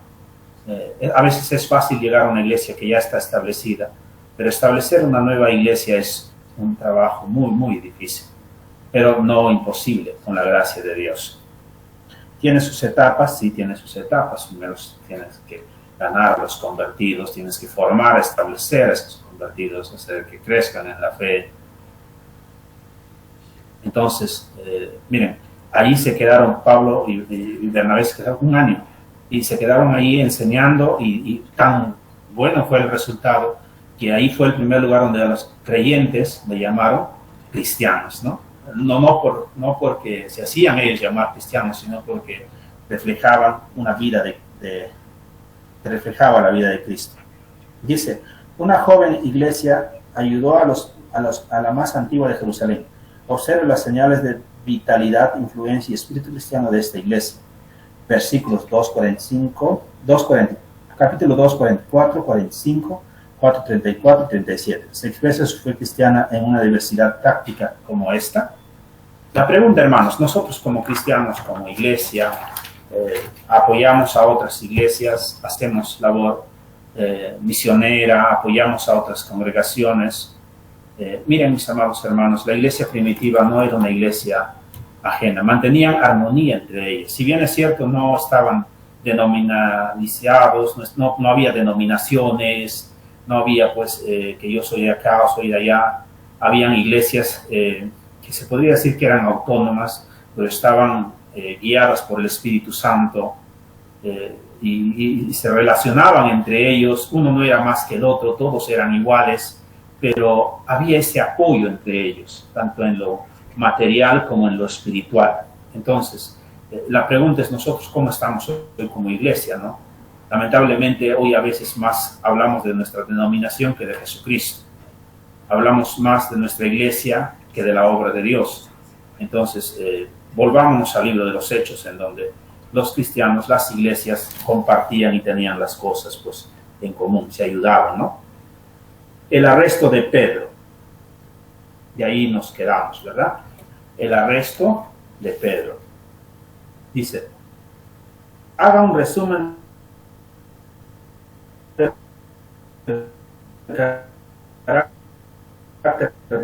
Herodes en base al 1:4 y 23. Vida en forma repentina. Vivamos para la gloria de Dios. Herodes, mis amados hermanos, quizás en el libro de los Hechos es el símbolo del orgullo, ¿no? Es el símbolo de la vanagloria, es el símbolo de la vida vana del ser humano. Herodes es un símbolo de que una persona puede vivir para agradar a los demás, porque miren, cuando mandó a arrestar a unos cristianos, si esto le gustó al pueblo, él mandó a arrestar a otros muchos más. Y lo más terrible que hizo, ¿no? Le robó la gloria a Dios. Fue aclamado, cuando le aclamaron diciendo voz de Dios y no voz de hombres, él simplemente no le dio la gloria a Dios y cayó muerto. ¿Qué nos enseña esto a nosotros? Que no podemos de sacar a Dios del púlpito y querer brillar ustedes. Eso es lo peor que pueden hacer. Pretender usar el púlpito como un lugar de exhibicionismo, eso es lo peor que pueden hacer. Créanme que el orgullo fue el primer pecado y créanme que el orgullo puede destruir. El orgullo destruyó a un ángel, perdón, y también nos puede destruir a nosotros. Así que Herodes es un mal ejemplo, pésimo ejemplo, y el orgullo mata y mató a Herodes. Luego dice, la oración fue el arma de la iglesia que libertó a Pedro. Observe su carácter, sus obstáculos y sus resultados. ¿Qué dicen mis amados hermanos? Ya para terminar. Cuando Pedro estaba en la cárcel, ¿qué hacía la iglesia? A ver, ¿están conmigo todavía? Ya terminamos. ¿Ya? Estaban en oración, hermano, orando por Pedro. Amén. Esa es la arma más poderosa que Dios le ha dado a la iglesia, ¿no? Napoleón Bonaparte decía que él le tiene más miedo a un cristiano puesto de rodillas que a un ejército bien armado. Y él le preguntaron por qué. Y él dijo, bueno, cuando los cristianos de rodillas, la mano de Dios se mueve. Y créanme, mis amados hermanos, cuando la iglesia oró, la mano de Dios se movió. Y de manera milagrosa Pedro fue sacado de la cárcel. Y lo más, como les digo, lo más emocionante de todo es cuando llega a la casa, ¿verdad? Y aquella muchacha despistada abre la puerta y no cree que es Pedro, ¿no? Se vuelve y dice, no, es su ángel, decían los demás, hasta que salieron y vieron que Pedro estaba realmente parado ahí. Libre de las cadenas, libre de la pena de muerte, aquel momento Dios pudo guardar y guardó. Y si después murió, no porque Dios no pudo guardarlo, sino que ya había cumplido su ministerio. Así que, mis amados hermanos, futuros ministros, Hechos nos enseña que la oración es el arma más poderosa de la iglesia. Se dice que cuando los cristianos de los Hechos oraban, el lugar temblaba, hermanos. La presencia de Dios inundaba ese lugar. Bien, dejamos la siguiente unidad para el día lunes, hermanos. Ya posiblemente el director me habrá mandado la relación de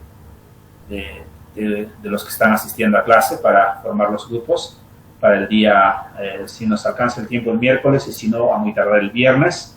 Exponen sobre los viajes de Pablo y también es examen, hermanos, el día viernes. Yo voy a subir las diapositivas que he pasado. Hay alguna información ahí que no van a encontrar en sus separatas, pero que sí van a venir en el examen, así que le dan una mirada también a las diapositivas. Bien, mis amados hermanos, no sé si hay alguna pregunta de parte de ustedes o algún aporte que alguien quisiera hacer respecto a lo último que hemos visto, respecto a la oración que hicieron por Pedro, ¿no? Para que saliese de la cárcel.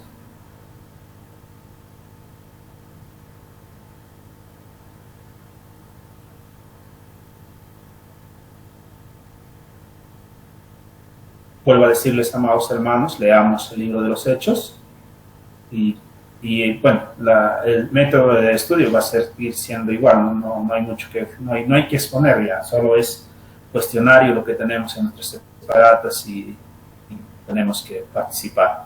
¿Amén? Les animo a que participen, a los que no están participando. Miren, van a tener que aprender a participar porque definitivamente como ministros van a tener que aprender a comunicar el mensaje de Dios, ¿no? Alguien decía, el que habla y pregunta siempre aprende. Y si hay algo que aportar también se le agradece bastante, hermanos. Bien, Dios me los bendiga, hermanos. Oramos y damos gracias al Señor ya para terminar la clase.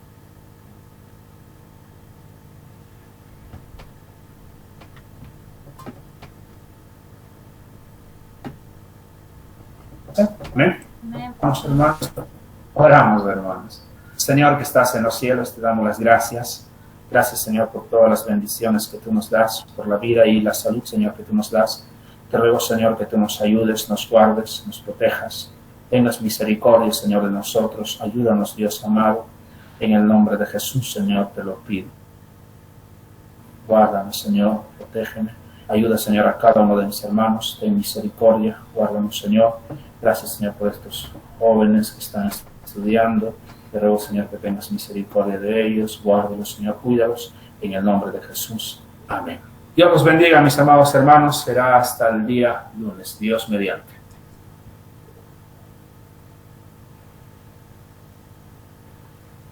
Amén, pastor, bendiciones. Hasta la próxima. Pastor, bendiciones. Dios bendiga.